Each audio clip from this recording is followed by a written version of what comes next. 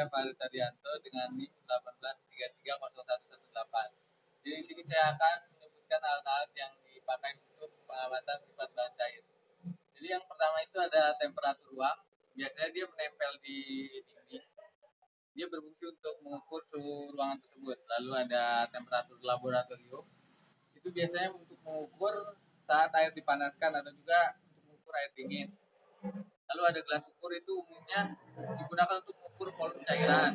Lalu ada beaker glass, adalah sebuah wadah penampung yang digunakan untuk mengaduk, mencampur, dan memanaskan cairan.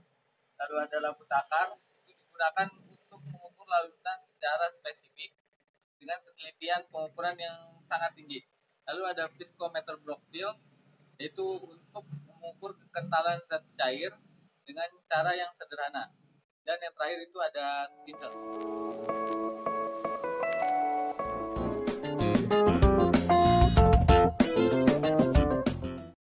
Saya Gita Nura, NIM 1833021. Saya akan menyampaikan bahan-bahan yang akan digunakan dalam percobaan kali ini.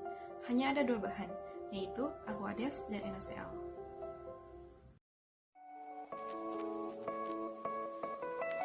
Perkenalkan, nama saya Marlina Greswati Nainggolan, NIM 183304142.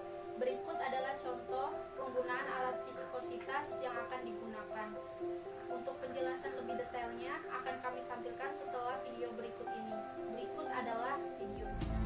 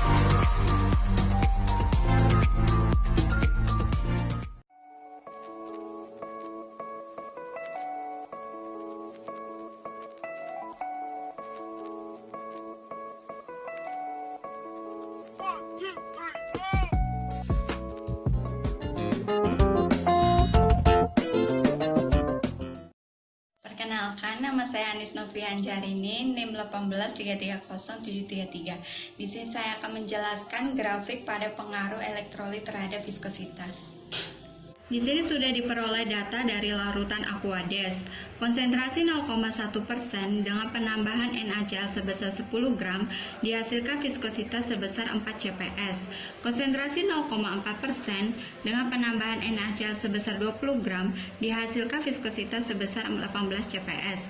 Konsentrasi 0,7% dengan penambahan NaCl sebesar 30 gram dihasilkan viskositas sebesar 21 CPS.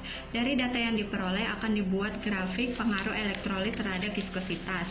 Nah, di sini konsentrasinya itu sebagai sumbu X. Sini.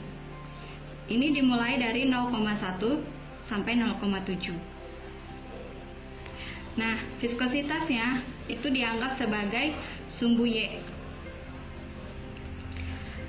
Nah, jadi tinggal dimasukin ke dalam grafik aja. Jadi 0,1% itu viskositasnya 4. 0,1% viskositasnya 4 berarti di sini.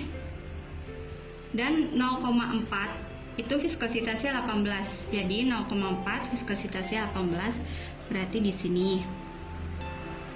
Dan 0,7% itu viskositasnya 21. Jadi 0,7 viskositasnya 21.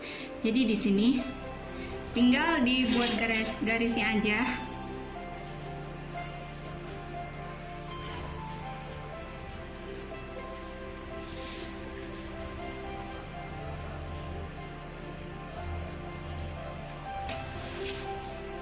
Jadi ini hasil dari grafik pengaruh elektrolit terhadap viskositas.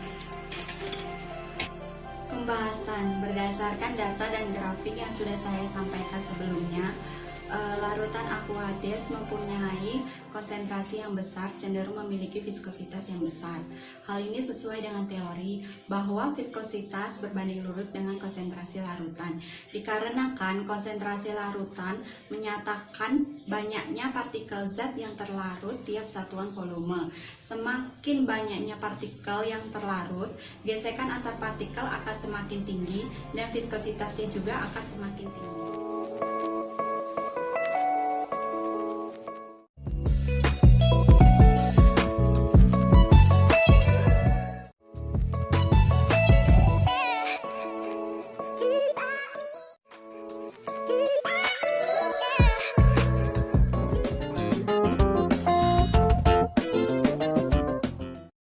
Saya Dita Masruroh dengan NIM 18330132. Di sini saya akan menyampaikan kesimpulan dari hasil pengamatan pengaruh elektrolit terhadap viskositas. Hasil percobaan yang diperoleh yaitu sesuai dengan teori. Semakin meningkatnya konsentrasi pada larutan, maka semakin meningkat viskositasnya.